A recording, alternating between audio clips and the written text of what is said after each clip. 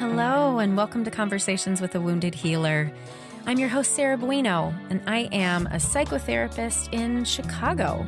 And I welcome you to this conversation where we talk about the intersectional journey of healing self while healing others. And today's episode is quite a bit different than episodes that I've done in the past. And let me kind of let you in on what I'm thinking about right now. So we're in the midst of a pandemic. There's a racial reckoning happening, and we are on the precipice of probably the most important election that's ever happened in American history. So NBD, right? Like, whatever, who cares? And one of the things that I try to balance as a podcaster is incorporating what's happening in the outside world and at the same time sharing for you what's going on with my process. And I was talking with my amazing editor, Andrea, about what the fuck do I do right now? Because it's just crazy times.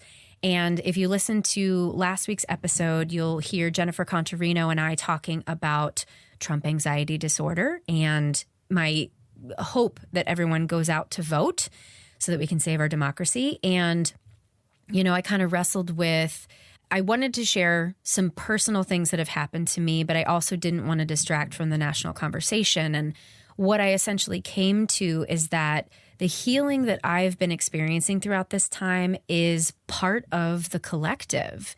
And what I believe, and I know my guest today, Livia, believes, is that we are undergoing a spiritual transformation right now, all of us. And essentially, this is my personal experience of this spiritual transformation. You know, I went away at least for you guys, it was August. For me, it was the end of July that I went away, and I went to treatment, you guys. I went to a treatment center for trauma, and I wanted to share with you what happened, but I didn't want to do it alone. And so I invited my dear best friend, Livia Budrys, to talk about it with me.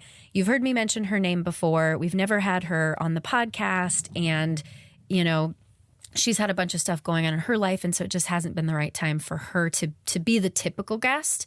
But when I said, hey, will you come and support me? She was like, I will absolutely be there. So this is not about her. It's all about me, which is quite uncomfortable. But let me tell you at least about Livia, because she is truly one of the most amazing humans that I have in my life. And I think that you'll hear why she's one of my BFFs. So Livia is the pioneer of the yoga-informed psychotherapy trainings and is dedicated to the integration of neurobiology, somatics, yoga, and psychotherapy practices. She's a licensed clinical social worker holding a master's of social service administration from the University of Chicago. Livia is also a certified yoga therapist with the International Association of Yoga Therapists and a somatic experiencing practitioner. And there's so many more amazing things about Livia, but I imagine you probably want to hear this conversation. So thank you, Livia. I know you're listening to this at some point. Thank you for joining me. Thank you for being my best friend. Now I want to cry. Thank you for loving me through a really hard period of time in my life. And thank you to listeners for holding this with care. I'm sharing this with you because I want to be honest, I want to be authentic, and I want to give hope. And this is me. This is it. And I've talked about, you know, sort of the gifts of this podcast have been my healing. And so I don't want to not share that with you. So thank you. So thank you for holding me with care, like I know that you will do. And please enjoy this conversation with my BFF, Livia Budrys. Hi, Livia. Hey, Sarah. I'm so happy you're here. Finally. It's taken me forever to get here. I know. And I love that it's only in service of me that you're here, not in service of yourself.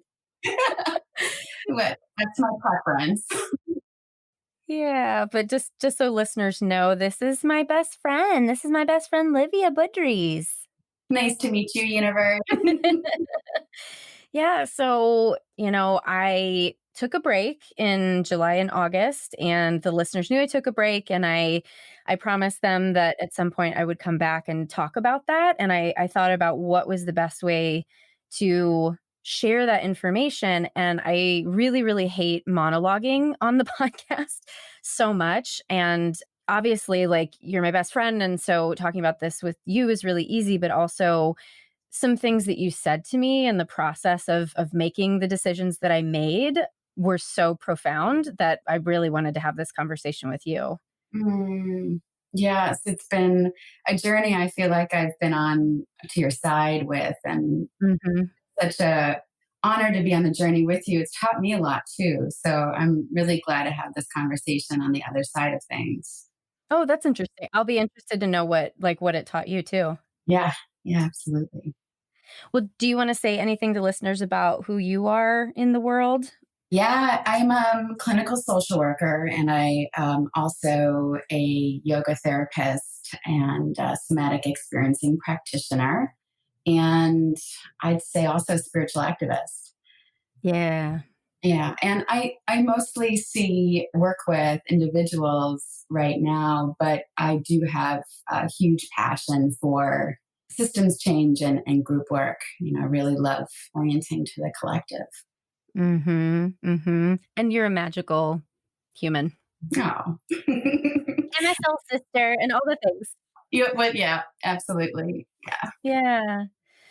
Well, I get where should we even start? What do you think? Because you being on the outside might have, like, a better sense of the timeline or Well, I think that you and I have been having conversations for a long time about the stigma that's surrounding mental health providers who have mental health concerns.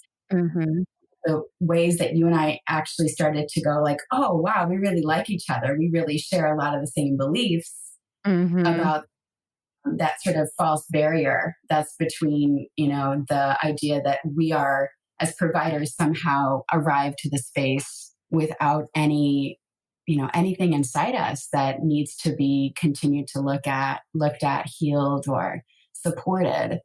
So, you've always been someone who I've looked up to as having courage to, talk about this freely. And now you have your podcast, and, mhm. this is really part of your whole process. So it's been, a long time just talking about this. And here, you've gone in to do something really important for yourself. And I would love to hear about like what went through your head as you were approaching that time where you started to think like, I needed some support.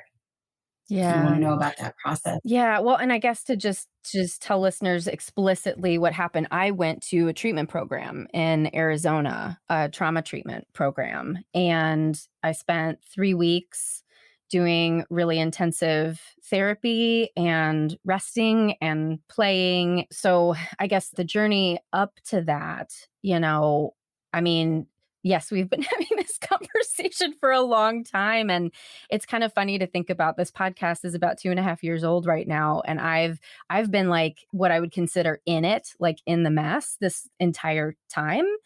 Mm, And that's when our friendship has been deepening over that time too. And the way that I kind of conceptualize it is that I really have just been kind of holding things together for the past several years. And when coronavirus hit, I couldn't hold it together anymore because I was already spinning so many plates, had so many balls in the air, and I think really kind of the two components that put me over the edge. I've talked on the podcast about like the codependency of being a business owner, like the codependency that I experience as a business owner of, you know, I really realized deeply that in creating my business, I've created the family that I always wanted. And with that, the pressure that I put on myself to be the perfect parent, the perfect boss has been like ridiculous.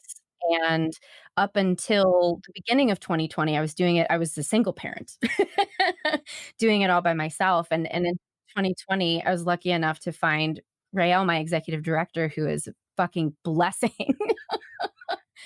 yeah. So all of the changes that had to happen in the business because of COVID, all the pressure those created, the concern about my staff and taking care of them and making sure telehealth is working and insurance is paying and all of that. So like that stress was a really big piece of it. And of course that's like, I relate that to my Al-Anonism, codependency, childhood trauma. Right, right. And then the other piece that you and I have talked about so much too is the experience of sexual trauma. And Mhm.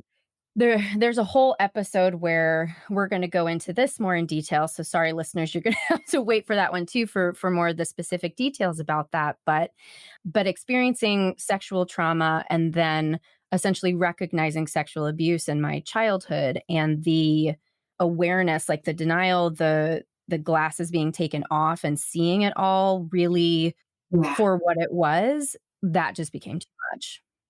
Right, right, right. And I mean, this has just been such a huge year of glasses coming off for many of us. And Right. so it's, you've been aware and working on that inner world and healing your inner world. And yet all of those factors combined just sounds like, it all came to the surface at the same time. And with the Mhm. pressure and the stresses, sounds Mhm. just really hard.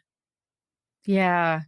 And it was funny because I was talking to my psychiatrist yesterday, and he was talking about trauma in such a clinical way. And I think so much of this trauma too is this spiritual evolution as well, right? Like that's something we've talked about a lot. Like 2020 is this is a reckoning on so many levels. And I can't even describe. I can always feel it when other people are talking about it and the spiritual aspect, the depth of it. And I hope that listeners can kind of grasp that too, because it's I don't even know if I have words for it. And I think that that's probably an indicator of it being something outside of me, connected to others, but also, part of my soul's lineage. I don't even know. I don't even know what words are coming out right now. Right. And that's the power of deep reorganization or Yeah. finding ourselves in the chaos. So either way, it's like we go through these deep, reconciliations, reorganizations. It wouldn't be profound change if we're still looking at the same person. It's like that willingness to walk through, even though we don't know what's going to happen on the other side of the transformation process. And, I Right. remember us talking about that too. I think earlier in 2020, we were both discussing just that feeling of, I know something needs to shift. I know that there's a change Mhm. part of my journey, and yet and we've been with it on so with others as therapists, and yet when you're in the hot seat, it's like, I really don't know what's on the other side. We go through that unknown place. And, I would imagine that you're still integrating some of this healing process. And so it's like we go through that unknown. And that's really scary. It can Right. feel really scary. It can feel like, we're not anchored. But this is what it's really such a privilege to hear about your journey because we get a glimpse into like what that can look like and that, oh, you're Mhm. still here. You survived it.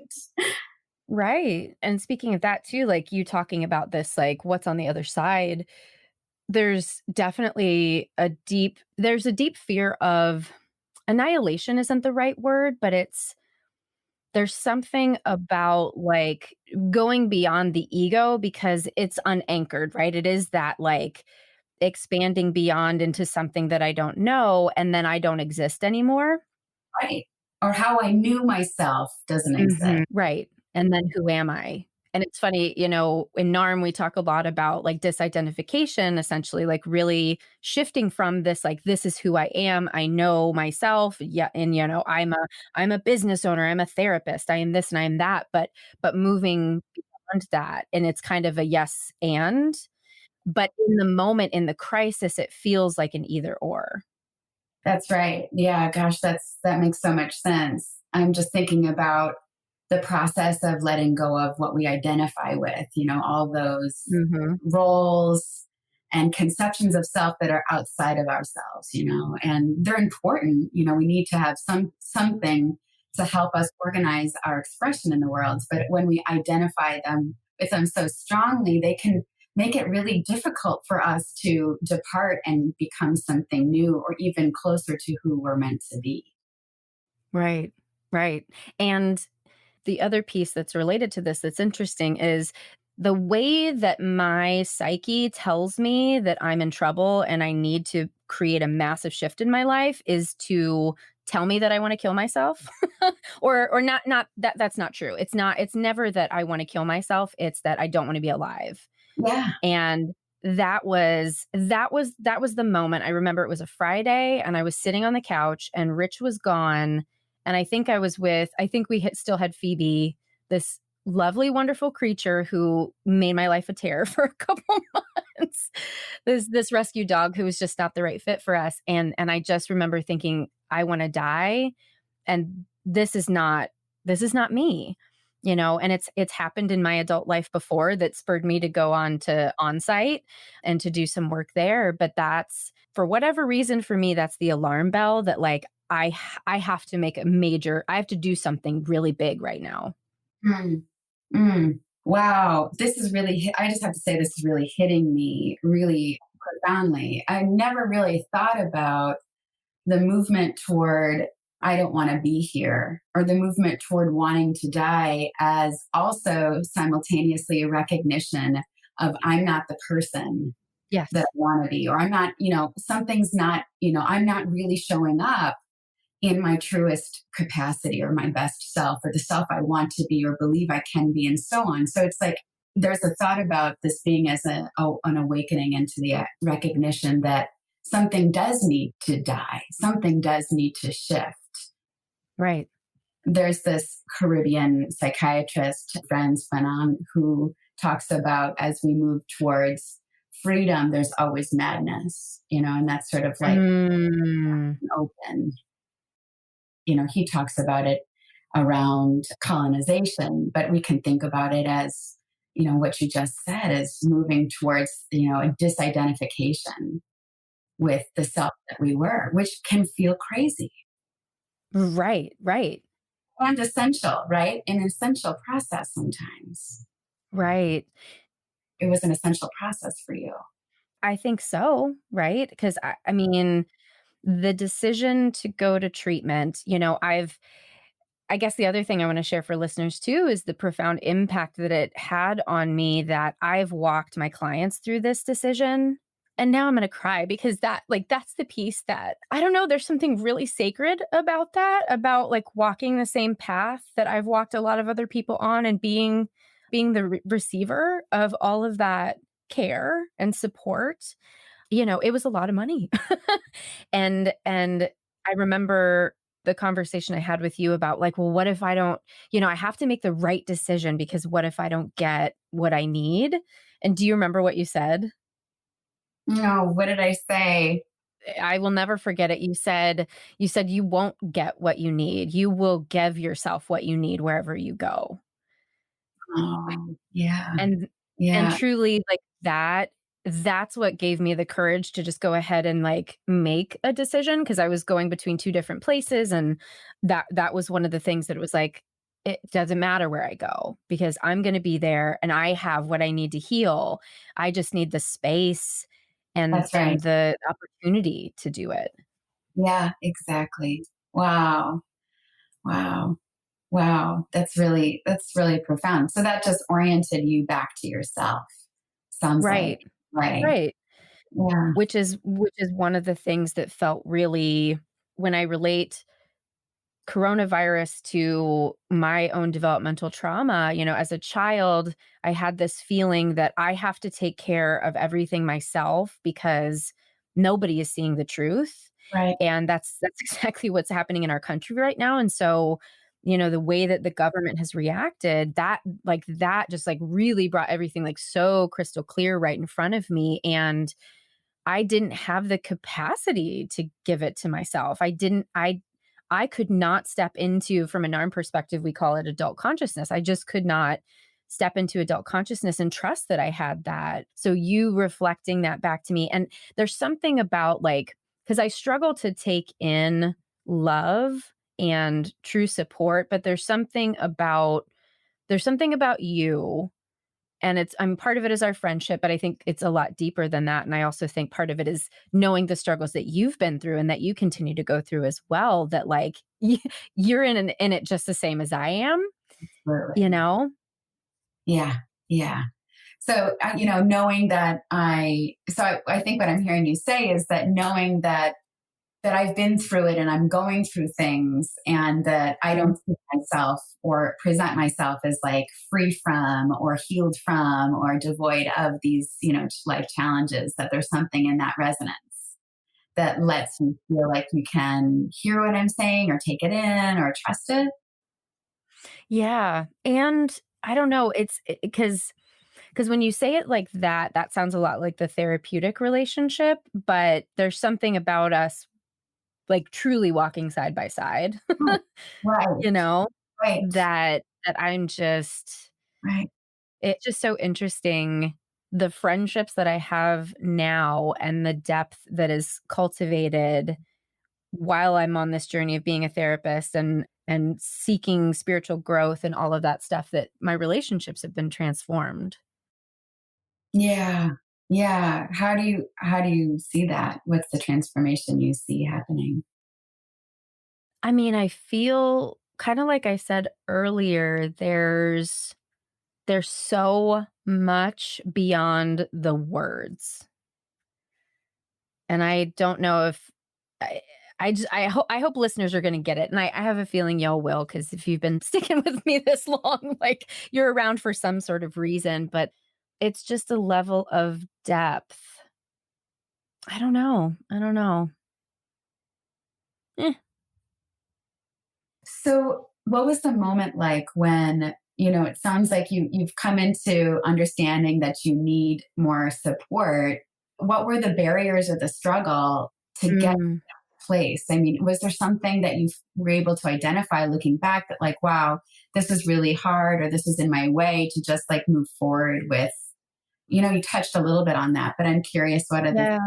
because I'm sure that other people, like a lot of us, struggle with that. Like, okay, finally we've accepted that we need support, but then there's this other step of actually moving toward. That's such a good question, and I hope that my answer will be helpful for listeners. I mean, because I'm in the industry, I knew who I could reach out to. And that for me was like this kind of I didn't have to take that step that a lot of people have to go through, the, researching, right? Like I already knew I had two places in mind.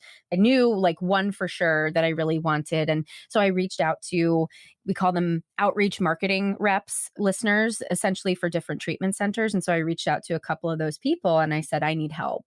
And they said, I will do whatever I can for you. And the first barrier for me was the mental gymnastics of how do I step away from my business?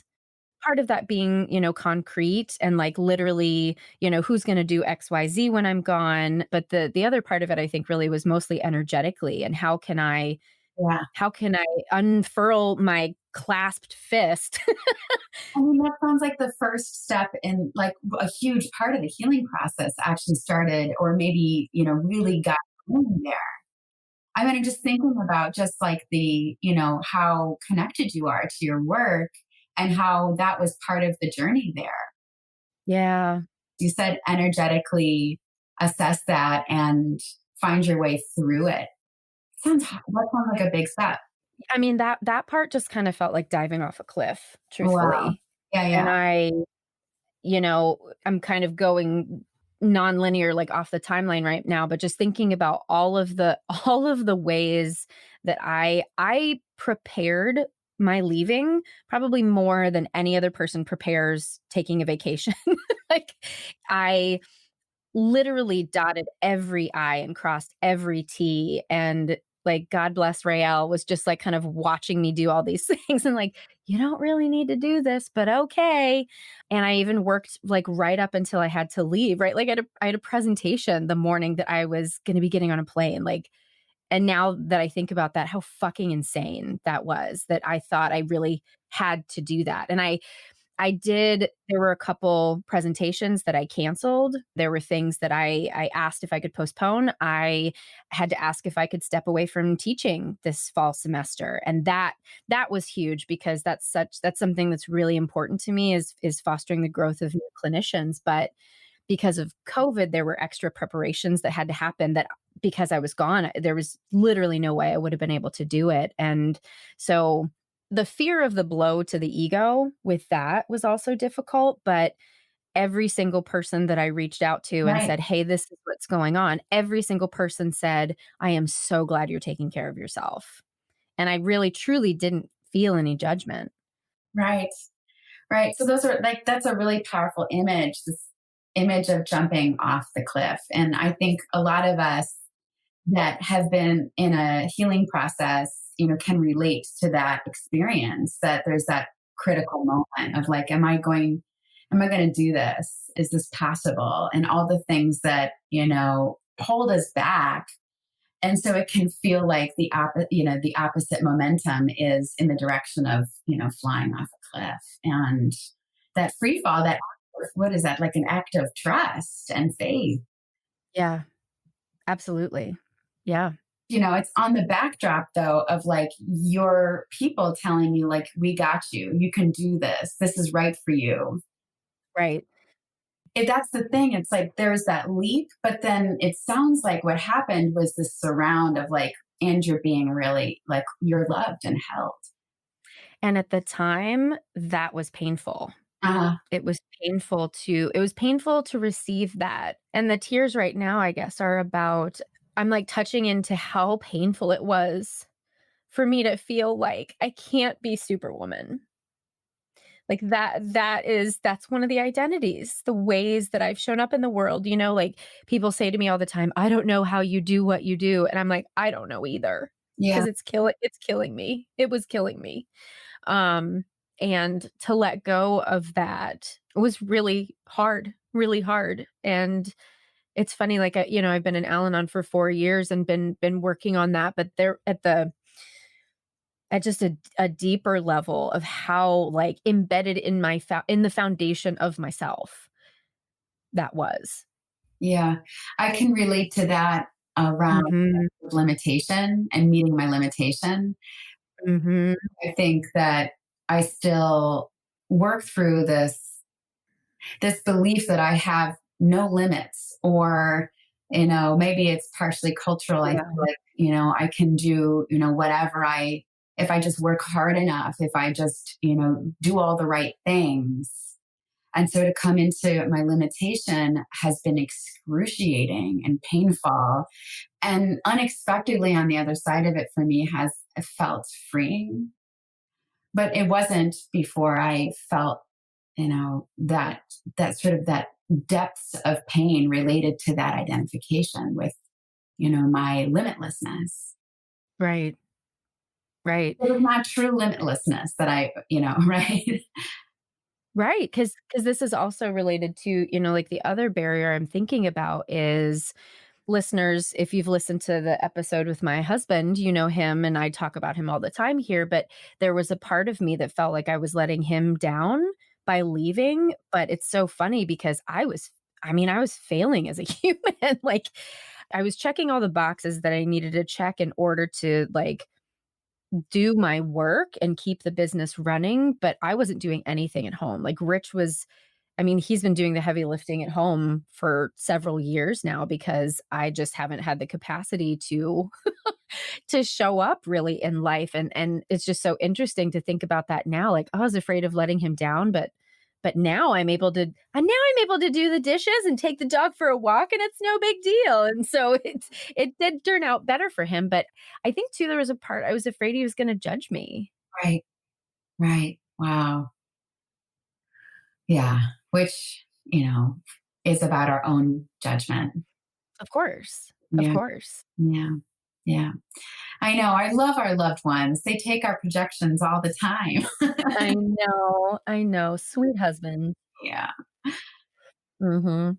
I think the other thing too around this that I wanna share is kind of the last barrier that I anticipated and I knew was coming. Like, I've walked through people going to treatment enough times to know exactly what happens when you get there. Right. And I knew I was going to get there and regret it. And I did. Right. I did.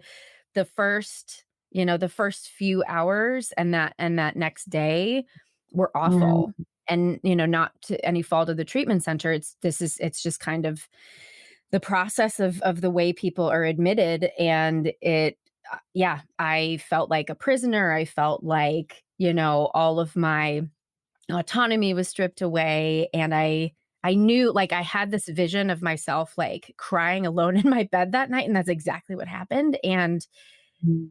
but there was something about knowing that that was going to happen that I just told myself, like, just hang on, like, just hang on. It does get better. Like, you've seen it a million times with other people before. This gets better. Right, right. I mean, that's just got to be on so many levels, that transition. It's got to be so challenging. And it's making me think about the stage of healing around acceptance, Yeah. because before you got there, it was just still an idea. It was like still Right. an idea. And then, I need the support. I'm going to get the support. It's going to be hard, whatever ideas we have.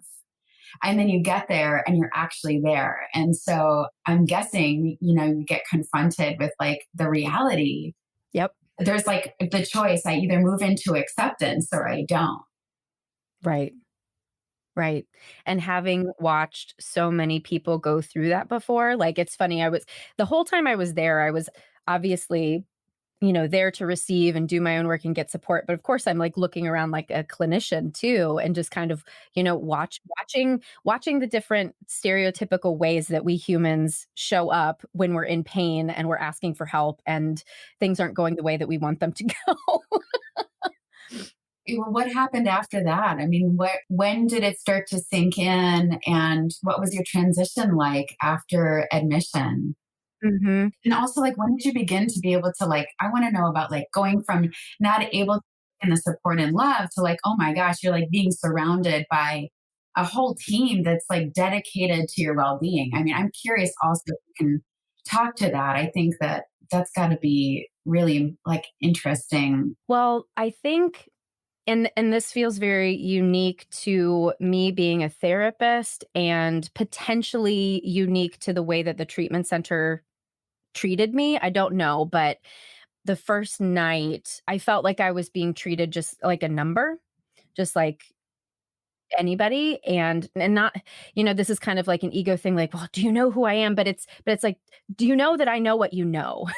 Can you treat me with respect in that way, and recognizing, like, I know all this information and yet I'm not able to help myself. So that first night, I think it was being treated like somebody who didn't know anything about mental health, that felt invalidating and scared me. But then the next day, in order to transition into the residential area, I had a trillion appointments with a bunch of different doctors and whatnot. And in those interactions, people were like, we know who you are. We're so glad you're here. Tell me what's happening.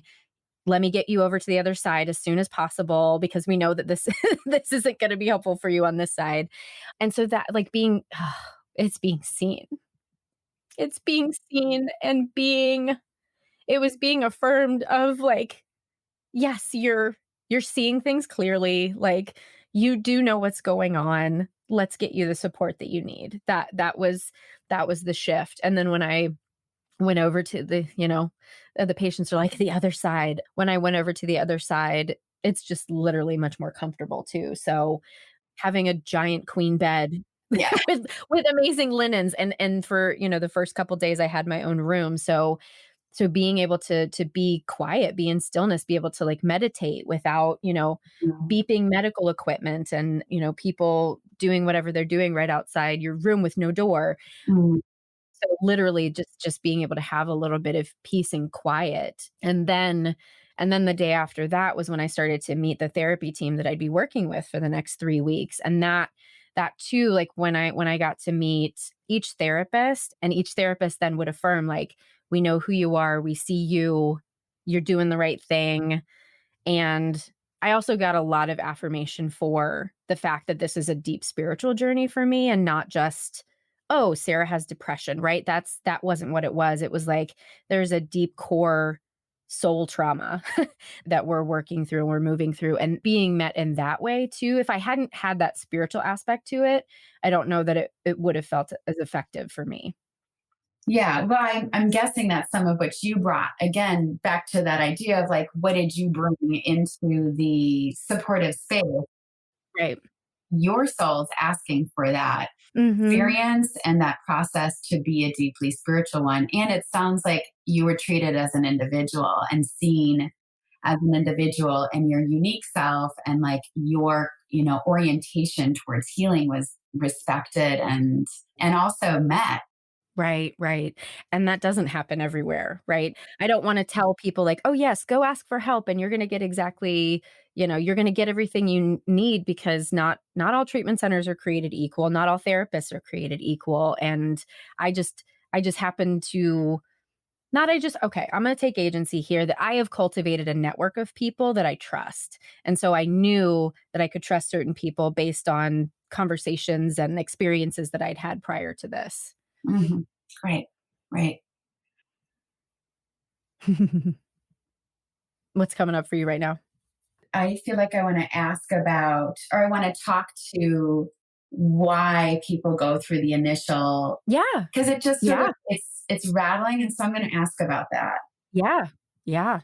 Just for your listeners and for those that aren't oriented to what higher level of care looks like, it's that initial stage and often called like stabilization. It's really that first night or two is really a extensive, more medical experience, right? And Yes. so Yes. really to help people and to make sure that actually the residential system is equipped to Yes. medically support somebody, because if they're not, they will need to make a different referral, maybe to inpatient or so. And so ultimately it's supposed to be designed for someone's safety, but I don't think it ever really, it's rarely felt like that, Yeah. because we've gone from usually feeling like isolated and like there's no support to like now everybody is asking a lot of questions about us and it's going really fast. And I think it can be a jarring experience, but I mean, Mhm. perfect world and in the right circumstances, it's supposed to, I think, help people feel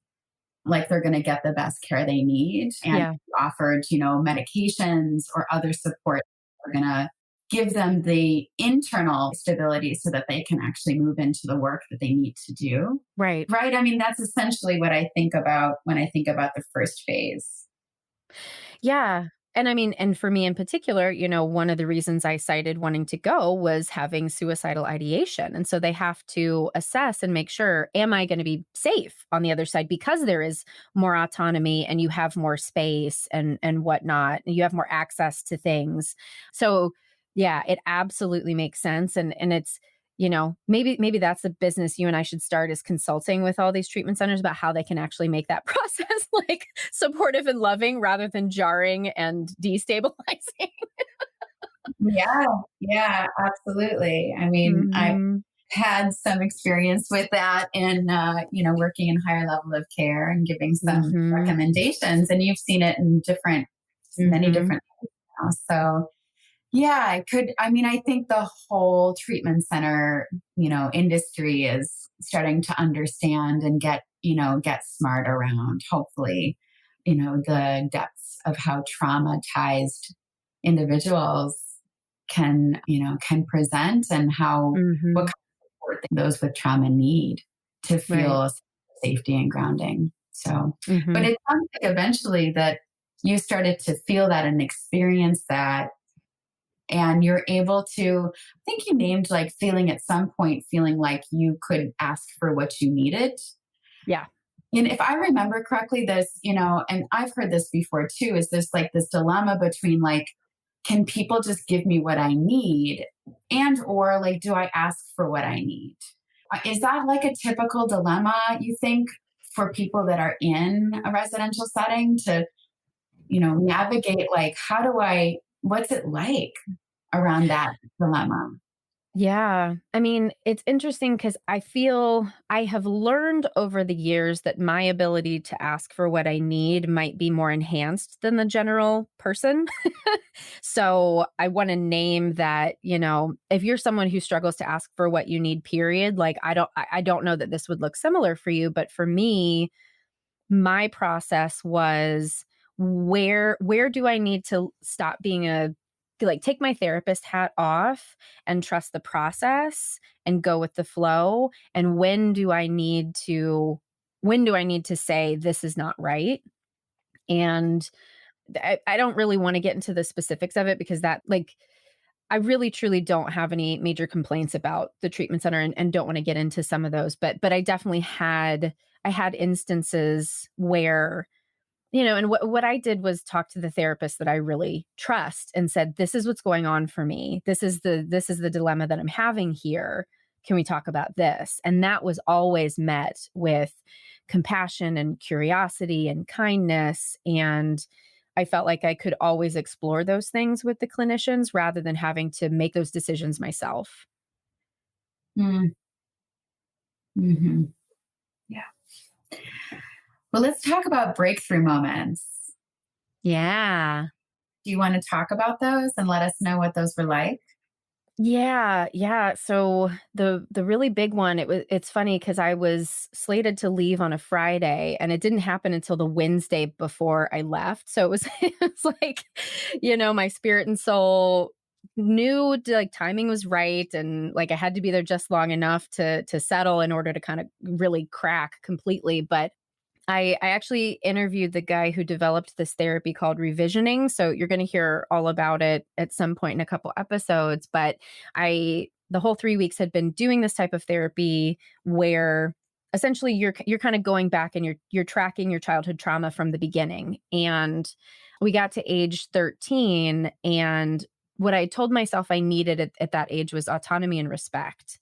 And when I went through the process of revisioning in that therapy session, I truly, in an embodied way, felt like I was being given autonomy and respect. Like I was giving it to myself when I didn't get it as a child. And it was this really profound moment. And I remember looking at the therapist being like, holy shit, like this is what's supposed to happen. Oh my God, this is amazing. And I left that session and was going right into a session with our mutual friend who I want to interview at some point, and I want to actually hear, her thoughts on what happened from her perspective. But so I went into a session with Camille, and I think I had expressed to her my fear that it wasn't going to stick. And she said, well, what would get in the way of it sticking, and where is it located in your body? And immediately what came to my mind was fear. And where fear was in my body was in my second chakra, which for folks who know, that's like under the belly button. And that's where your creative energy and sexual energy, and it's definitely no surprise as I was working on some sexual trauma stuff, that it was like the fear was black ink streaming out of my second chakra as if I was underwater. And Camille was just like, okay, just watch it, just be with it. And then she would say, are you noticing anything else? And I started to notice this, it felt like a wave kind of like massaging my brain on the inside. And she kind of instructed me to just follow it, like, okay, where's it going now? What's happening now? And the energy culminated really strongly behind my third eye, and then hit my heart chakra, the second chakra, and then the first chakra. And when it hit the first chakra, it exploded inside of me with this energy. And it was like electric eels swimming up and down my spine. And she was just holding space for me. And I was crying and laughing, and it felt like it was lasting forever. And the energy was so intense that there were times where I was just like, can I do this? And I almost wanted to snap myself out of it. But I've had semi experiences like that before. So I kind of there was the part of me that wasn't trusting and the part of me that was. And when the energy finished moving through, I just remember just crying, and I opened my eyes and I was like, Camille, holy shit, what was that?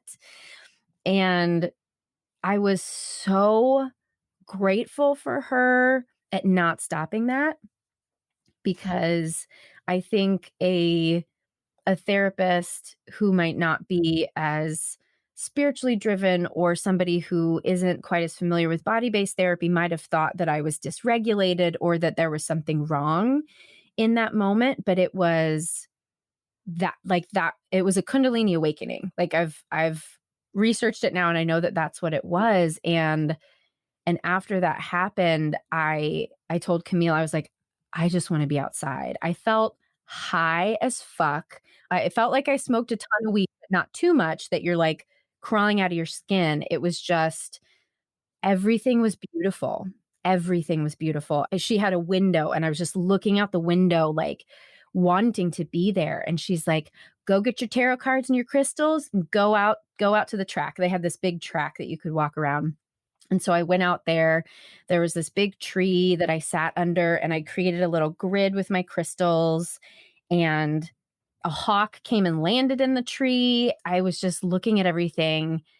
Everything was brighter. It felt like the trees were like dancing for me in the wind, and the birds were singing for me. It was just this experience of everything is connected. And I felt, oh, I felt love like I've never felt before. It was so profound and so beautiful.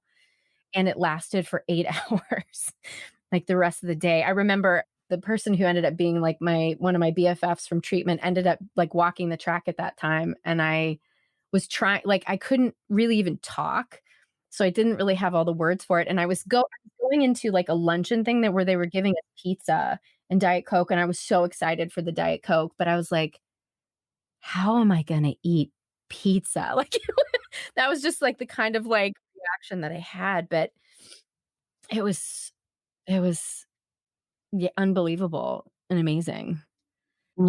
Yeah, life changing.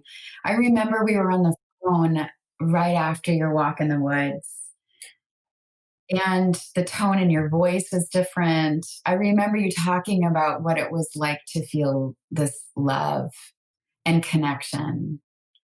Yeah. And it sounds like just the blockages that you had worked to remove in the revisioning, Yeah. the reorganization created an opportunity for the flow of energy to occur. Yeah.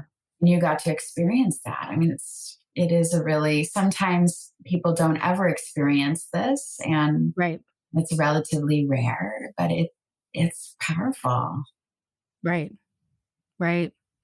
And what has changed for me since is, as I've been working through NARM, and I think I've talked about this a lot on the podcast, one of my issues with NARM has been really accepting agency and feeling okay with having it and using it for my own good. And since that experience, that switch has been flipped. Now I'm not pushing the agency away. I'm able to meet compassion with love rather you know, than pushing compassion away, whether it's coming from self or from others.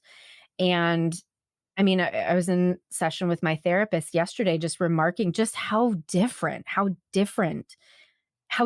I come to my own struggles. And, with all that's been going on in the world right now, like I'm fine. And I continue to kind of question like whether or not I'm fine and am I spiritual bypassing, but like, no, I'm feeling it. I just have a different relationship with myself so that I'm able to stay connected and grounded, and then can like, I'm able to be active politically right now and do some of these things that need to be done, but without being connected to myself, I wouldn't have had that capacity. Right, right. Absolutely. Absolutely. That, the way you're talking about agency is so relevant to self care, oriented through agency and then through also our heart, because Kundalini energy passes through the heart too. So it's this, we can have access to the heart frequency, being able to feel like we are deserving of our own sense of well-being. And of course we know that once that's more intact, that we have so much more energy capacity and interest to be able to take care of others without feeling the burden as much, without feeling a sense of resentment, because we're full. We feel really full inside. Right. And, before this experience, the thing that I've continued to, and I still intellectually struggle with, the way that I hurt and abuse myself is essentially in service of staying connected to my family of origin, right? That's the bind that we're in, where we, as children, we're wired to need that care and connection. And when we don't get it, we then get used to the pain and struggle of not having it, and then re-abuse ourselves essentially. And that self-abuse just felt so inevitable. And now on this other side, I recognize that, like, it didn't have to be that way. And I was telling my therapist yesterday, like, I wish that I could be like, okay, steps 1 through 3. So now I can help all my clients like flip this switch for themselves too. And she's like, you got to remember, it wasn't just that moment, right? That moment wasn't the thing that did it. It was all of the work leading up to it. And you just happen to have like a mystical experience along with it. But that's not the thing. So I don't want listeners to go out and be like, okay, I'm going to go have a Kundalini awakening and then everything's going to be great. It's like, this is a culmination of tons and tons of deep work that I've been committed to for a long time. Right, right. And like a PSA about Kundalini is that if our system isn't stable, that actually it Mm, can cause lots of mental disturbances. And that's something that, living in an ashram for many years and working with long-term meditators and yogis, I've come across my fair share of folks that, wanting healing experiences went after Kundalini. And then because they just didn't have, the right structures, some of the healing process that needed to happen prior to that, that it became very destabilizing. So, it's really cool to hear about and, to hear about an experience where there's integration happening and deepening after the Kundalini, because there's like the experience, but then it's like, well, we're only going after that, then, it hasn't really landed and integrated. And what I'm hearing is like your growth is continuing, like your experiences are expanding, like you're continuing to have this connection to yourself. That's one of the benefits of Kundalini. And now it's, propagating to other parts of your life. And that's what we can hope for when we have these profound experiences, is that they integrate. yeah. And I had reached out to Susan Lipschitz and had a session with her after getting back. And essentially, my initial ask was like, okay, so what do I do? Like, right. How do I continue to cultivate this and integrate? And she's like, you've had the experience of feeling divine love in boundless ways. So she's like, you have access to that forever. That's all you need Right. to know. Right. Yeah. What I'm really seeing is that pivot point of, I feel joined with my family. There's a joining with my Mm, feels familiar. And it might, we may or may not be aware of how sick it continues to make us, but it feels familiar. It feels right. I feel like if I leave it, I'll betray. I feel like if I leave it, I'll be someone I don't recognize. And then in the juxtaposition of this Kundalini moment where you're in nature and you're experiencing divine interconnectedness, that sense of interbeing, which is a very different sort of frequency of connection and love. right. And, ultimately, I think, Sarah, you still are choosing that. Mm, mm. There's still agency involved. It's just like there's a continuation of you showing up. I'm hearing and just making choices about, how you want to be and how you want to have a relationship to yourself and the world. And that's the part of the integration that I think is, really important. Thank you for saying that. Mm. We've almost been talking for an hour now already, but you said at the beginning that there were things that you learned along the way, and I'm just really curious what that was. I think it's not specific, it's general. The general Mm, feeling continues to grow for me around, my own taking down my own veil around what happens inside me and mm, my relationship in my work as a healer, as a therapist, as a mentor, and as a guide. This barrier with my own self, coming into deeper and deeper honesty, integrity with where I am at truly, so just Mm. myself into deeper connection with what's really true right now. There's a lot of ways that I've navigated my life 10 steps ahead of myself of like, well, because I can see where I could be or where I'd like to be. And so Hmm. your journey is just, another person that I deeply love and trust. And there's someone else I'm thinking about too, who's in the field and has taken a big risk in doing something to take care of themselves, both in a very personal way and also in a really public way. And I'm like, damn, that's some serious courage. And so it makes me think about like where I can be more courageous and where I can be more honest and I can be more humble in my own process. And so that's really what I think cracked and shifted inside me in witnessing your journey over the last, month. And of course, over the last couple of years as a friend. So it's just like turning the light in on myself and thinking like, okay, great.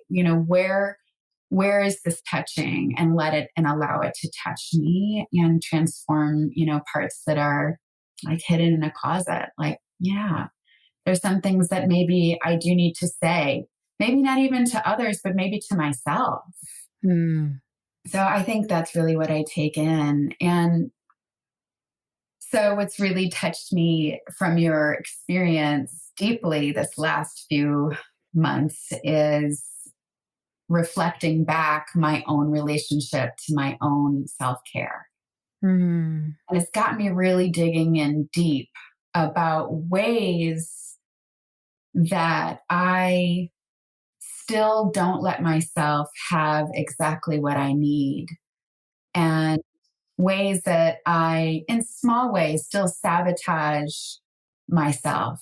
And getting to some of the deep roots of that has been really important for me. So, and I mean, this is like the beauty of, and you talked earlier about like being in connection with others and this Hmm. transforming together. It's like, as you come into your own process, that's going to have a shift on your community. They call it sangha or satsang. It's like who you surround yourself with and impacts you and vice versa. So, there's an interconnection. So as you go through your process, if I let it touch me, it also has a healing effect. And so the things that you've been up to, happen to really touch very specific things in me around my own practices and my own orientation to self. So I've been looking at like, where do I still avoid taking care of myself? And honestly, in this year of 2020, this pandemic, for me, there's really no more time to sit around with this particular issue. It's actually, for me, it's this really deep calling to now step into and through the barrier of attending to myself in a way that I don't think I've ever done before. Mm. So, yeah, there's been lots that I've taken away from, Hmm. being alongside you. Thank you. If we let ourselves impact each other, this is what can happen, right? If we let ourselves have an impact on each other, you know, Yeah. I think you and I could, not, I don't think it would be easy for us, but like we could put up a shield and not really only Hmm. selectively say certain things or not let ourselves be touched by each other. But because we do, then this is, also there's a deep possibility of growth in these little pods, these like community pods that we have with people. So, and And it's big. and this is really what I want to extend to listeners too. A lot of the feedback that I get from either young clinicians or people who are moving into the field that they didn't realize they could still be human and have all of these struggles, right? And when I feel connected to somebody else as a clinician, it's because they move through the world that way that you just described, right? That what you're going through, I'm connecting with it in myself and then taking a look at what my work is, what I need to do in order to heal, move, grow, whatever. So that's it, dude. I know. I know. I have a question about that. Actually, it's just, I know we've been talking about this theme, but like coming out of this experience with your own treatment, I'm wondering if you have any new insights on, this paradigm we're talking about, around as a therapist and, our community as mental health practitioners and how we navigate our relationships with our client and ourselves. Like, do you have any new insights that have come out of this time around this paradigm? Well, I think that, and this is going to be an ongoing journey. So I'm not like, oh, I have completed this part of the journey and from here on out I will be this way. But I realize how subtly prior to this experience, I really was trying to like change other people, right? Like when I started this podcast, a lot of it was out of anger at therapists who don't do their work. And, essentially kind of this like passive aggressive call out to like, look, I'm doing my work. You should do yours too. And from this place right now, I feel like if you don't, cool. But if you're doing your work, come with me, come hang out with me, and let's just be cool together. And then in terms of clients, like I think 2020 in particular, and the fact that this is the first time on a large scale that therapists are experiencing exactly what our clients are experiencing, our field will never be the same again because self-disclosure now is it's necessary on some level, right? Like I didn't tell every single client that I went to treatment. I told the ones actually who had been to treatment because I knew I told them before. Some of them I told after because I had wanted to integrate, but I'm less concerned now about how it will affect them because my humanity continues to affect them, whether I tell them these things or not. And everything is just grist for the mill in terms of the therapeutic relationship. And because I feel so much more grounded and connected to myself and know what's true for me, I'm not afraid anymore, at least today. Yeah. Yeah. And I think I'd love to have, maybe this is another conversation on another podcast, but I would love to talk about this very topic about how our field is changing Yes. with the pandemic. And, I think you've heard me talk about somatic resonance. And when this thing started happening, I did a lot of support groups for therapists because it was like, oh my gosh, people are seeing me in my home. I'm holding either my pet or my baby, or I'm in my bedroom. you know, these sort of barriers have started to crumble, and it can be very distressing. Mm-hmm. And it can be very awakening. And also, just like you mentioned, the parallel process that we're in with our clients now, this need for disclosure, and also sort of like the impetus for disclosure is changed. And so there's got to be something that we're being asked to as a field to think about in this experience. And, I think it's a worthy conversation, will be an ongoing one. But, those of us therapists that have been working on examining self-disclosure and how it relates, especially with the work of working with trauma survivors, I think that this time is also a time to think about where can we update where can we update, how do we connect in this new way, Right. and also be true to ourselves. How do we take care of ourselves and stay in connection with others? There's a lot to learn from this time, a lot to talk about. Well, let's definitely bookmark that for another one because I'm sure listeners are going to want to have you back. And duh, I always want to talk to you. So, yeah. Well, is there anything else that you can think of? Like, I feel complete in terms of, what I wanted to share and what I wanted listeners to hear. But is there anything else that you can think of that we haven't talked about? Yeah, I guess I have one question, and this may not be about your process, but maybe you can just speak to the relationship between going rock bottom and seeking, treatment, because I think there's a presumption that maybe that's, what has to happen. It's a last ditch effort. And I just wanted to kind of talk about that conceptualization of treatment, and if you have Mhm. anything to share on that. Yeah, I mean, from the clinical perspective, I've always felt like rock bottom rock bottom can feel like an absolute term, but I think it's relative. and in Al-Anon, I feel like this was an Al-Anon bottom for me for sure. And it was just relative to my capacity for living a life that felt worth living, and I don't think that everybody needs to get there in order to go to treatment, right? And I also want to let folks know there's a lot of different options. Like I decided that treatment was the best thing for me because I could figure out no other way to get the amount of time that I needed and the intensive therapy that I wanted. I could have gone on a retreat for 5 days, 5 or 6 days. I was looking into those as other options too. There's also intensive outpatient.